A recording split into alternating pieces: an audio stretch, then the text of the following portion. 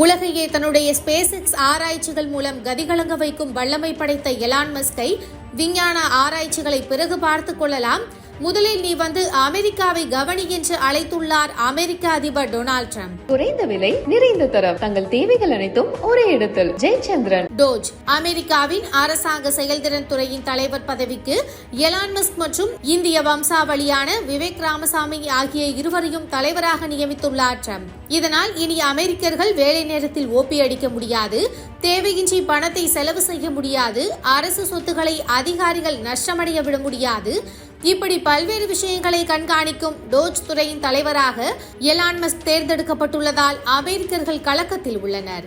சமீபத்தில் ட்விட்டர் சமூக வலைதளத்தை வாங்கிய எலான் மஸ்க் அதன் பெயரை எக்ஸ் என்று மாற்றினார். அதில் பெரும்பாலும் அமெரிக்க அதிபர் தேர்தலில் ட்ரம்ப் வெற்றி பெற பெருமளவில் உதவினார் எலான் மஸ்க்.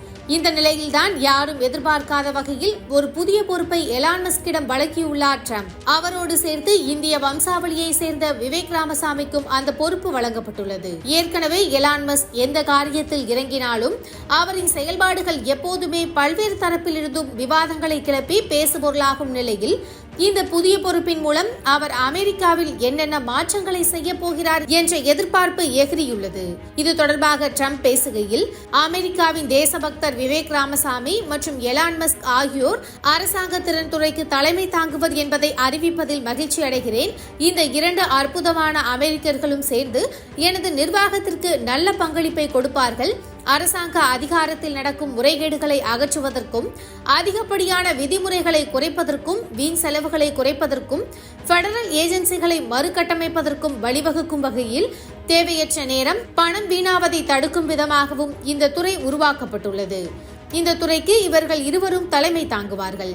சேவ் அமெரிக்கா என்ற நோக்கத்தை கருத்தில் கொண்டு இந்த துறை உருவாக்கப்பட்டுள்ளது என்று ட்ரம்ப் கூறியுள்ளார். அரசாங்கத்தில் பணிபுரியும் ஊழியர்கள் சரியாக பணிபுரிகிறார்களா, அவர்கள் எங்கே தவறு செய்கிறார்கள், எங்கே நேரம் செலவாகிறது, எங்கே பணம் வீணடிக்கப்படுகிறது என்பதை கண்டுபிடித்து அவர்கள் மீது இனி உடனடி ஆக்ஷனை மஸ்க் எடுப்பார் என்று ட்ரம்ப் ஏற்கனவே பிரச்சாரத்தின் போது தெரிவித்திருந்தார்.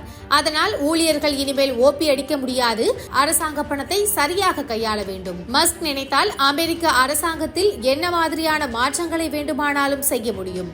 அதேபோல் பட்ஜெட் தாக்கல் தொடங்கி பல முக்கிய முடிவுகளில் நேரடியாக எலான் மஸ்க் பங்கேற்பார். அதே நேரம் பெயரில் அரசாங்கம் என இருந்தாலும் டிபார்ட்மெண்ட் ஆஃப் கவர்மெண்ட் எஃபிஷியன்சி அரசாங்க துறை அல்ல, அரசாங்கத்திற்கு வெளியில் இருந்தே ஆலோசனைகள் மற்றும் வழிகாட்டுதல்களை வழங்கும் துறை மட்டுமே.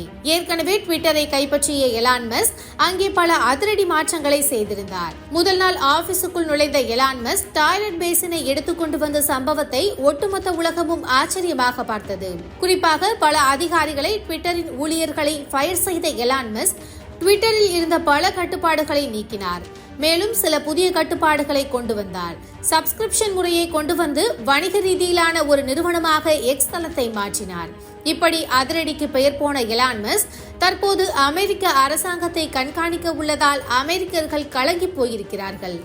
குறைந்த விலை நிறைந்த தரம், தங்கள் தேவைகள் அனைத்தும் ஒரே இடத்தில். ஜெயச்சந்திரன்.